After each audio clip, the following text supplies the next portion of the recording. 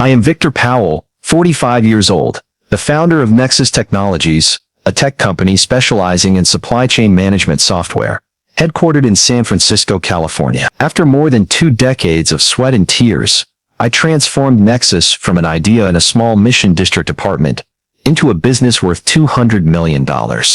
In the early days, I lived on instant noodles, slept on a couch, and coded late into the night to make my dream a reality. Now Nexus has 65 employees and major contracts, including a $30 million deal with Bradford Enterprises, the company owned by the father of my brother Scott's bride-to-be. I was excited to attend Scott's wedding, hoping it would be a chance to mend my relationship with my wife, Emily, and my family.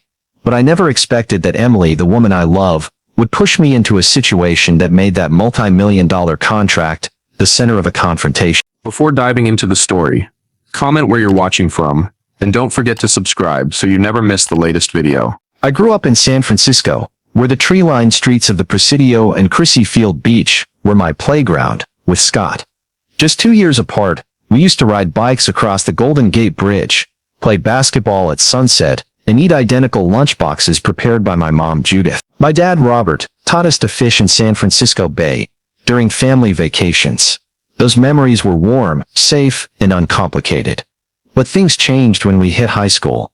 Scott joined the football team, following in Dad's footsteps, becoming the family's Meanwhile, I immersed myself in the world of computers in the robotics club. My parents were always at Scott's games, cheering loudly with neighbors and friends. But my tech competitions or science fairs, they were often too busy or showed up late, missing my presentation. Building in Sports Forge character, Victor, my dad once said, patting Scott's shoulder. That computer stuff is just a hobby. You'll grow out of it. I didn't grow out of it. I earned a full scholarship to Stanford, while Scott attended a local college on a sports scholarship. Family gatherings always revolved around Scott, from his fraternity parties to his football stats. My academic achievements got polite nods before someone shifted the conversation to something everyone could understand. After graduating, I worked tirelessly at a Silicon Valley startup, learning everything about the tech industry. Meanwhile, Scott joined Powell Construction, the family business founded by my grandfather and expanded by my dad. He was immediately given a managerial role, despite graduating with a C average. It's real-world experience, not book smarts, my mom explained when I questioned the fairness at a rare family dinner. Scott knows how the world works. At 20, he drained my savings, took out a small loan, and founded Nexus Technologies. The first 2 years were a nightmare. I turned my 1-bedroom Mission District apartment into an office, slept on the couch, and ate instant noodles for breakfast and dinner. Every penny I had went into the company. During that time, calls home were brief. "I'm worried about you, Victor," my mom said over the phone. "If it doesn't work out, you can always work at your dad's company." They never asked about my business plan, offered to invest, or believed I could make it on my own. Emily, whom I met and married soon after, wasn't much better. At first, she supported me, helping organize a few investor meetups. But as Nexus struggled, she grew impatient. "Scott's already established, and you're still risking everything on something uncertain." Nexus developed a groundbreaking supply chain management software, catching the attention of major corporations. I started hiring employees, moved to a real office in Silicon Valley, and got calls from investors who once ignored me. The breakthrough for Nexus Technologies came like a whirlwind, pulling me out of those struggling days into the spotlight. The supply chain management software my team developed made waves at a tech conference in San Francisco. Executives from major corporations took notice. And then an email from Eleanor Wright, COO of Bradford Enterprises, landed in my inbox. She was impressed with my presentation on how Nexus's software could save millions for commercial real estate firms. After 3 months of testing, security checks, and intense negotiations, Bradford Enterprises signed a $30 million contract with us, the biggest in our history. That was the moment I knew Nexus was no longer a tech hobby. It was a real empire capable of changing how giants operate. I wanted to share this joy with Emily, hoping she'd look at me with pride. But as always, she had other priorities. During this time, Scott met Tiffany Bradford at a charity golf event in San Francisco. Their relationship moved quickly, with European getaways and lavish parties. My parents were thrilled. "Richard really likes Scott," my mom said in a phone call. "He's paving the way for Scott to meet important people." This relationship could take the family business to new heights. I couldn't help but feel bitter. While my achievements were dismissed as a quirky hobby, Scott's relationship was praised as a business strategy. 6 months later, Scott and Tiffany got engaged. The Powell and Bradford families quickly bonded, with my parents attending upscale club events they once called ridiculous. Emily, Tiffany's best friend, became obsessed with the upcoming wedding at a lavish vineyard estate in Napa Valley. She spent hours planning with Tiffany, posting Instagram photos of dress fittings and flower selections. Emily constantly posted on Instagram white orchid bouquets, haute couture wedding dresses, and wine tastings at sunset. She lived in a world of perfect photos where I seemed to have no place. "Victor, don't talk too much about work at the wedding. Okay?" she reminded me one evening, while picking tablecloths over the phone. "This is Scott and Tiffany's day. Nobody wants to hear about tech stuff." I nodded, but a sense of unease grew inside me. I started preparing for the wedding, determined to show up as a successful man, not just Emily's husband. I had a bespoke navy suit tailored, both elegant and exuding a CEO's confidence. I also invited Marcus Lee, my longtime friend and Nexus investor, to join me for. Marcus knew the strains in my marriage. "You sure you want me there, Victor?" he asked, over dinner at a seafood spot in the Embarcadero. "From what you've said, this wedding sounds intense." I gave a small laugh, my voice earnest.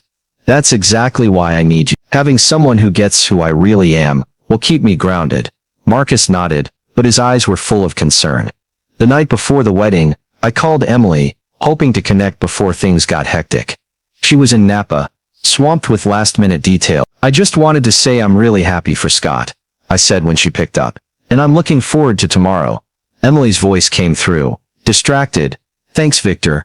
It's chaos here. Tiffany's on the phone with the planner nonstop, and Richard Bradford keeps adding guests to the list."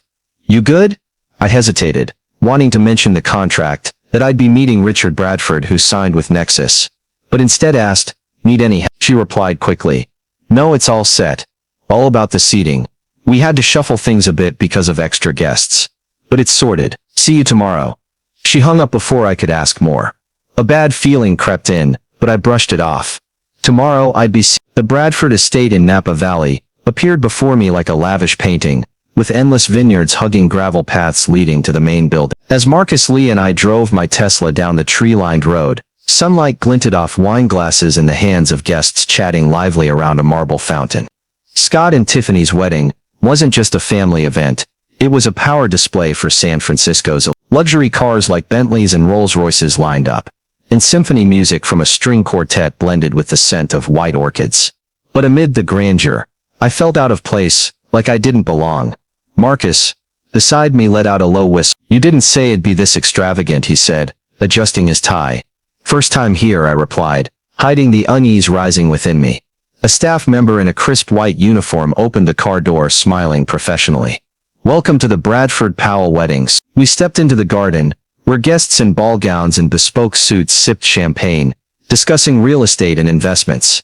Emily had told me to keep up appearances here, but as I looked around I didn't see her. My mom, Judith, emerged from the crowd, wearing a blush pink dress she'd gushed about in 3 recent calls. "Victor, there you are," she called, hurrying over. "Who's this?" I introduced. "Mom, this is Marcus Lee." "Marcus?" "My mom, Judith Powell." Marcus shook her hand, flashing a warm smile. "Great to meet you, Mrs. Powell. Your family's amazing." Mom nodded, but her eyes quickly flicked back to me. "Victor, your dad's at the bar with Richard Bradford and some investors. You should go say hi." She turned away without waiting for a reply, signaling me to follow. Marcus whispered, half joking, "Your mom's sweet, but she seems in a rush." I gave a faint smile. "Just wait." My dad stood among a group of men in dark suits, laughing loudly at a story from Richard Bradford. When he saw me, his smile faltered briefly before returning. "Victor, there you are," he said, giving me a quick one-armed hug. "And who's this?" I introduced Marcus again, then turned to Richard Bradford, a tall silver-haired man with the confident air of someone always at the center of the room. He shook my hand, his voice hearty. "Victor, I hear you're in tech. Nexus Technologies, right? Your company's software blew my team away. Eleanor Wright says it'll save us millions in the first year." I smiled, feeling a spark of hope. "Thank you, Mr. Bradford. We're thrilled about the contract." But before I could say more, Emily appeared beside me, eyes wide with surprise. "You two have," she asked, glancing between me and Richard. Just now I said, Mr. Bradford was praising our software. Emily gave an awkward laugh. Oh, Victor's always our computer genius. Scott's more into building, like his dad. Richard raised an eyebrow, clearly confused. Hold on, Powell. You're Scott's brother? He never mentioned his brother works at Nexus Technologies. An awkward silence fell. Emily laughed loudly, trying to diffuse the tension. Oh, Victor just loves his tech stuff. Scott's more like his dad. Richard nodded, but his eyes showed doubt. Is that so? Seems talent in your family takes different paths. Quite a coincidence. Scott had deliberately hidden my role at Nexus, and Emily, despite knowing about the contract, didn't bother to clarify. To her, I was still just the coder. The ceremony was grand but lacked warmth, with a renowned string quartet, a high-profile efficient, and vows that sounded like they were written by a PR specialist. Scott in his tuxedo looked tense, rarely meeting Tiffany's eye. After the ceremony, guests were led to a massive tent on the lawn, adorned with crystal chandeliers and tables draped in white silk, accented with towering floral centerpieces. Let's find our seats, I said to Marcus, scanning for the seating chart. An event staff member stood near the entrance, holding a tablet, smiling as I gave my name, Victor Powell, and guest. She swiped her finger across the screen, then frowned. Powell, that's odd. Let me check another list. After a few awkward minutes, she returned with an older woman who introduced herself as the event manager. Mr. Powell, she said, her voice low. There's been a slight mix-up with the seating. The main tables are fully assigned. I furrowed my brow. I confirmed 2 months ago. I'm the groom's brother. The manager nodded, her expression apologetic. Yes, we understand. We've arranged an alternative spot for you and your guest. But instead of leading us into the reception tent, she guided us through a side door, down a hallway where the sounds of laughter and music grew distant. Finally, she opened a door to the kitchen, where staff in black and white uniforms bustled about preparing dishes. In the corner, a small table had been hastily set up, covered with a makeshift white cloth, with 2 chairs.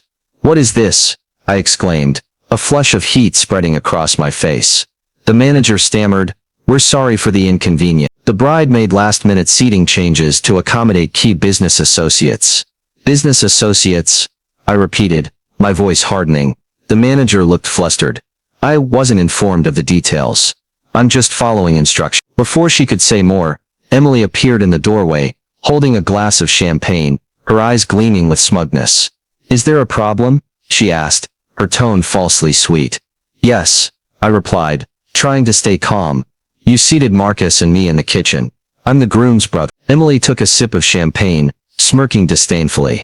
We had to prioritize Victor, Tiffany's father's associates, and close friends needed the main tables. You understand, right? It felt like a punch to the chest. Understand? I don't understand, Emily, and I think Scott wouldn't be happy knowing you shoved his brother into the kitchen. Emily curled her lip, her voice icy. Scott approved the seating chart this morning. He knows where everyone's sitting. Her words were a final dagger. Not just Emily, but my own brother was complicit in this humiliation. Marcus spoke up, his voice firm. This is unacceptable. We're going back to the reception tent. Emily scoffed. Oh, Victor, you always make a big deal out of everything. What's wrong with sitting here? It suits your humble roots. The kitchen staff paused, pretending not to listen, but the air grew heavy, suffocating. Standing in the kitchen amid the clatter of knives and the smell of food, I felt pushed into a hidden corner of my own life. The laughter from the reception tent echoed faintly, a reminder that I didn't belong there, at least, not in the way Emily, Scott, or the Bradfords saw it.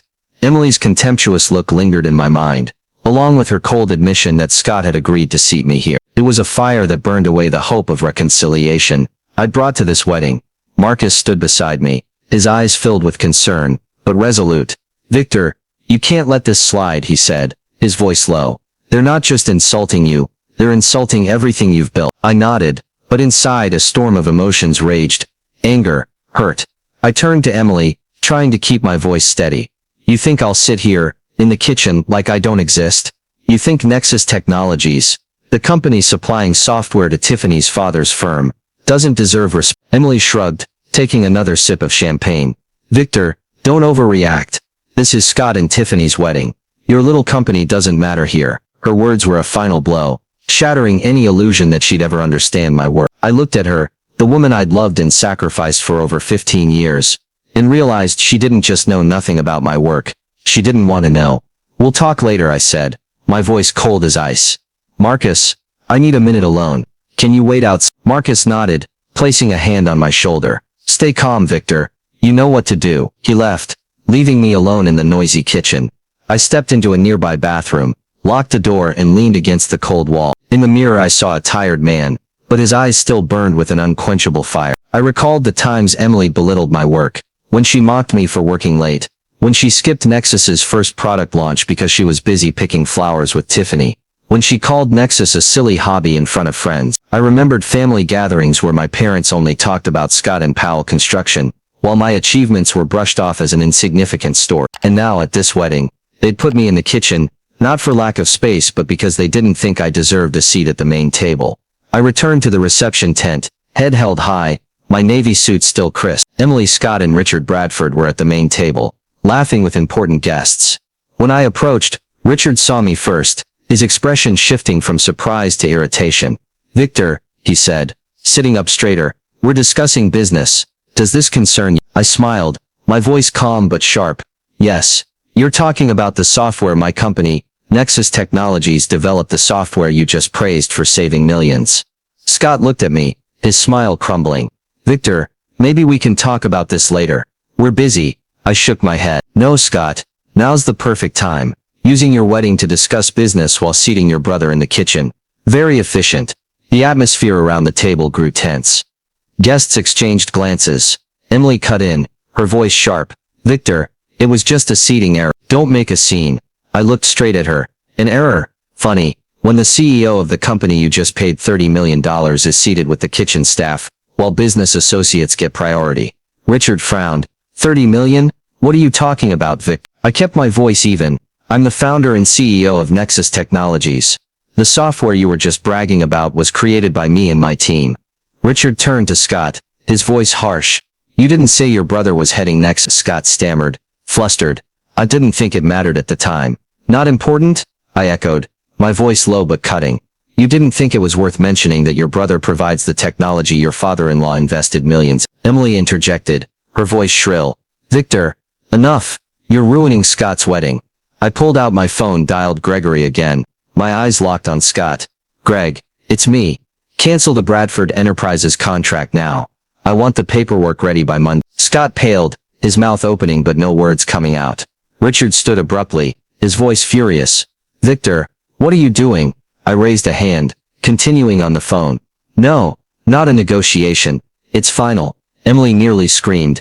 You can't do that. Tiffany's father just rolled out your system across all his projects. I hung up, slipping the phone into my pocket. I just did, Emily.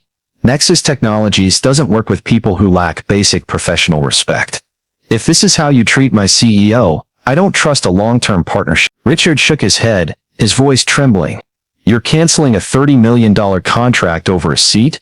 I looked at him, my voice unwavering. No, Mr. Bradford. I'm canceling because that seat reveals who you are. And I don't do business with people like that. In that moment, I felt my own strength, not from money or fame, but from finally standing up for my worth. The air in the reception tent seemed to freeze after my announcement. The guests at the main table exchanged looks, their eyes a mix of shock and curiosity. The symphony music from the string quartet played on, but no one paid attention. Richard Bradford, his face flushed, stood abruptly, grabbing Scott's arm. You, come with me. We need to talk. Now he growled, pulling Scott toward the main house. Emily, her face pale, hurried after them, her champagne glass tilting, spilling wine onto the grass. She turned back, glaring at me with eyes sharp as knives. You've ruined everything, Victor, she shouted, her voice breaking with anger. This was Tiffany's most important day, and you turned it into a fight. I looked straight at her, my voice calm but resolute. No, Emily, you ruined it when you decided I wasn't worthy of sitting with my own family. I just chose not to accept it anymore. As the three of them disappeared, Marcus placed a hand on my back, his voice low. Victor, that was the most professional takedown I've ever seen. But are you okay? I took a deep breath, feeling like I just walked out of a storm. Not yet, but I will be. Before I could say more, an older man in a gray suit approached, handing me a business card. Thomas Harrington, Coastal Development, he said, shaking my hand. I'm impressed with how you handled this, We'd like to learn more about Nexus Technology. Another man chimed in enthusiastic. Gerald Winters. Apex Investments. I've been following your company for a while. Can we set up a meeting next week? I took their cards. Nodding politely. My assistant will reach out to schedule. Thank you, gentlemen, but I need to go. They nodded, their eyes full of respect I'd never seen from my family. Marcus and I left the reception tent, stepping into the garden now bathed in sunset light. The laughter and clinking of glasses from the tent still echoed, but I no longer felt bound by it. I'd chosen my path. As we reached the parking area, my father appeared, running so fast his ties swung wildly. Victor, stop, he shouted, panting. What are you doing? Richard Bradford is furious. Scott's wedding is falling apart. Your mother's crying. I paused, gripping the steering wheel, but kept the car running. Falling apart? I repeated, my voice laced with bitterness. They seated me in the kitchen, Dad. The kitchen. And Emily said it was deliberate. Scott agreed to it. My father slammed his hand on the hood. So, it's someone else's wedding. You sit where you're told. That's basic courtesy. But you made it all about your ego. Marcus leaned forward, his voice calm but firm. With all due respect, sir, Victor is the CEO of a leading tech company that Bradford Enterprises chose to partner with. He deserves better treatment than this. My father squinted at Marcus, as if he were an alien. Who are you to tell me how to treat my son? I cut in. Dad, this is Marcus Lee, my friend. And he's right. This isn't about ego, it's about respects. Something I haven't gotten from this family, or Emily for a long time. My father exhaled sharply, his voice harsh. Respect? You talk about respect while canceling a contract with Tiffany's father. Did you think about how this affects Scott's position? Richard was about to make Scott a partner in the next big project. His words were a final confirmation. My father's concern wasn't me, but Scott's business prospects. I shook my head. I'm sorry if this impacts Scott, but I had to protect Nexus's interests and my dignity. Bradford Enterprises doesn't get to profit from my technology while treating me like I'm invisible. My father roared. You need to fix this now. Call them back, say you were upset about the wedding. I looked at him, my voice steady. No, Dad, this decision is final, and this conversation only proves I made the right choice. My mother appeared behind him, her eyes red, mascara streaked. Victor, how could you? Scott's devastated. Don't you see you're tearing the family apart? I let out a humorless laugh. Tearing the family apart. I've been overlooked by this family my whole life. I built Nexus without support or encouragement from any of you. Now I stand up for myself, and I'm the destroyer? The air grew stifling. A few nearby guests started glancing over, whispering. I knew it was time to leave. We should talk about this later, I said, my voice calm. When everyone's less emotional, my father shook his head, his voice cold as ice. There's nothing left to talk about. You've chosen to stand outside the family. Scott is family. Richard Bradford is family now. And you just turned your back on both. I looked at him, feeling a door close forever. No, Dad. I just chose to stand up for my worth. There's a difference. Before he could respond, I got into the car, Marcus beside me. As I drove away from the gravel path, the Bradford Estate's lights receded in the rearview mirror, and I felt a strange sense of relief. Marcus broke the silence. That was intense. You okay? I sighed, gripping the wheel tightly. Not yet, but for the first time in years, I feel like I'm on the right path. Like I've shed a burden I didn't even know I was carrying. Marcus nodded. The burden of seeking their approval. Exactly. I replied. As the car cruised along the coastal roads from Napa to San Francisco, moonlight shimmering on the water, I knew today's decision wasn't just about the contract. It was about finally choosing myself. And that was the first step to redefining my life. San Francisco's city lights twinkled through the windows of Nexus Technologies' office, the Monday morning after the wedding. I sat at my desk, gazing at the fog-draped Golden Gate Bridge, feeling like I'd emerged from a long dream. The decision to cancel the $30 million contract with Bradford Enterprises still echoed in me. Not as a mistake, but as a declaration of self-worth.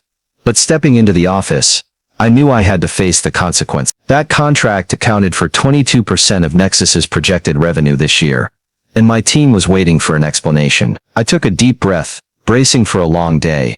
Sarah, my assistant, greeted me with a worried look. Morning, Victor. Your inbox. It's been chaos since early. Eleanor Wright called 3 times, and Richard Bradford just called 5 minutes ago, demanding an urgent meeting. I nodded, unsurprised. Schedule Eleanor for 10 a.m. For Bradford, tell him I'm in meetings all day but can talk tomorrow afternoon. Sarah raised an eyebrow. Tomorrow? He said it's urgent. I gave a small smile. I need time to prep the transition plan with the team first. Sarah nodded, though I could see her concern. Gregory Phillips, Nexus's COO, appeared at my door soon after, coffee in hand, his face a mix of curiosity and concern. Victor, he started leaning against the frame. Care to tell me what happened at your brother's wedding that led to canceling our biggest contract? I gestured for him to close the door and sit. It's a long story, Greg, but in short, Bradford Enterprises, specifically the Bradford family and my wife, showed they don't respect me or Nexus.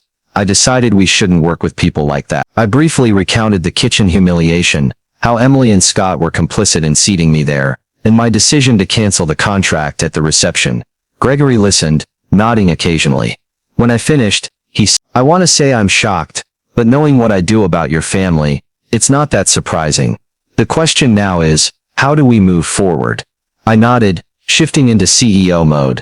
The Bradford contract was 22% of our projected revenue. We need to fill that gap. Your thought? Gregory leaned forward. Last month's demo for Westfield Partners, they're on the fence. If we offer a slight discount, I think we can lock them in. It won't fully cover Bradford's share, but it'll ease the pressure. Also, we could accelerate our Europe expansion plan. That market's keen on our software. I nodded. Good. Start with Westfield, and reallocate resources from the Bradford project to focus on Europe. Our talk was interrupted when Sarah's voice came through the intercom. Victor, Thomas Harrington from Coastal Development is on the line. He wants to discuss a potential contract. Gregory and I exchanged surprised glances. Harrington from the wedding, I said. Put him through. Victor, thanks for taking my call. Harrington's warm voice came over the speaker. After the wedding incident, I looked into Nexus Technologies. Your software's impressive, and Coastal Development wants to collaborate. Can we set up a demo soon? I kept my tone professional, though inwardly stunned. Thank you for your interest, Mr. Harrington. We'll arrange a demo next week. He added, one more thing. I was considering a deal with Bradford Enterprises, but after what happened, I'm rethinking their culture. Nexus seems like a better fit. Gregory raised an eyebrow, and I suppressed a smile. We always prioritize respect. Harrington, I replied. My assistant will follow up to schedule. That afternoon, my personal phone rang with an unknown number. I usually let it go to voicemail, but this time, I answered. Victor Powell speaking. A woman's voice, warm but firm. Victor, it's your Aunt Diana, your father's sister. I froze. Diana, who'd cut ties with the Powell family nearly 20 years ago, over a dispute no one fully explained, was calling me. Aunt Diana? How'd you get my number? She chuckled softly. I have my way, and I've been keeping tabs on you from afar. Your Nexus is impressive, but not surprising. You were always the sharpest in the family. I was speechless. You're calling because... She answered promptly. Because I heard about what happened at Scott's wedding. News travels fast in high society, and the Bradfords aren't as discreet as they think. I told her everything from the kitchen humiliation to canceling the contract. Diana listened, then sighed. Victor, you just broke a pattern this family's held for generations. I was dismissed like that too. In the 80s I built an interior design firm, working tirelessly, in a construction industry that didn't welcome women. But your father and grandfather only saw it as a cute hobby. They handed Powell Construction to your dad, even though I'd worked there since I was 16. Her words were a missing piece in my family's puzzle. I didn't know that, I admitted. Dad never mentioned it. Diana gave a sad laugh. Of course not. It didn't fit the story they wanted to tell. But your stand today, standing up for yourself, means more than you know. We talked for nearly an hour, Diana sharing her journey of building a career without family support. Before hanging up, she suggested, next week, have dinner with... I'd love to see you in person. I agreed, feeling like I'd found an unexpected ally. That afternoon, Gerald Winters from Apex Investments called, not just wanting to collaborate, but proposing strategic funding for Nexus's international expansion. Your handling of the Bradford situation shows the principled leadership we value, he said. I instructed our legal team to finalize the Bradford contract cancellation, while exploring new opportunities with Harrington and Winter. A week after the wedding, I sat across from Emily at a cafe in the Embarcadero, San Francisco, where city lights reflected on the bay. She looked different, no longer her usual confident self, her eyes tired and her normally sleek hair slightly disheveled. After the Napa Valley incident, we'd barely spoken, exchanging only brief texts to arrange this meeting. I knew she wanted to apologize, but I also knew I was no longer the Victor who'd overlook everything for love. Victor, I'm sorry, Emily began, her voice trembling. I didn't think the seating would lead to this. I just wanted everything perfect for Tiffany. I looked at her, searching for sincerity but finding only familiar excuses. Perfect for Tiffany, I repeated, my voice calm. What about me, Emily? I'm your husband. Don't you see how wrong that was? She looked down, fidgeting with her wedding ring. I didn't know the contract was that important. I thought you just did tech stuff. Her words, though not malicious, were a final cut. She didn't just undervalue me. She'd never tried to understand who I was. Emily, I said, my voice low but resolute. I can't keep living with someone who doesn't respect my worth. I think we need time apart. I want a separation. Her eyes widened, tears welling up. Victor, no, I'll change. I'll care more about your work. But I shook my head. This isn't about you caring about Nexus. It's about you not seeing me the person I am, what I've built. I deserve respect and I won't settle for less. She fell silent and I knew, painful as it was, this was the right decision. Victor Powell's story and my wife seated me in the kitchen at my brother's wedding. So I pulled my company's contract reflects real cultural pressures and values in today's United States, especially in tech hubs like San Francisco. Victor's dismissal by his wife Emily and family, seated in the kitchen at the wedding, is not just a personal insult but mirrors a common issue, the pressure to meet societal expectations, particularly in family relationships and competitive environment. Emily, caught up in social media culture and an elite image, overlooks the value of Nexus Technologies, a $200 million company, because it doesn't fit her Instagram brand. This reflects a US trend, where personal image on platforms like Instagram sometimes overshadows subs. Victor's decision to cancel the $30 million Bradford Enterprises contract is a declaration of self-respect, emphasizing that personal dignity outweighs financial gain. A profound lesson in a society often prioritizing material success. Advice and lesson. In today's United States, especially in competitive places like Silicon Valley, you must learn to set boundaries to protect your self-worth, as Victor did when facing Emily and his family's disregard. Don't let societal pressures or others' validation define you. Draw inspiration from Victor's Standpoint program, where he helps others overcome family pressures and focus on building a network of people who truly respect you, like Marcus or Aunt Diane. If you feel undervalued, have the courage to walk away, as Victor did from the wedding, and trust that new opportunities, like contracts with coastal development, will arise when you live true to your value. Ultimately, remember, as Victor did on the Golden Gate Bridge, true freedom comes from knowing who you are, regardless of what others think. If my story of standing up for self-worth inspired you, hit the subscribe button to catch more stories like this. Thank you for joining me, and I'll see you in the next video to explore journeys of self-assertion.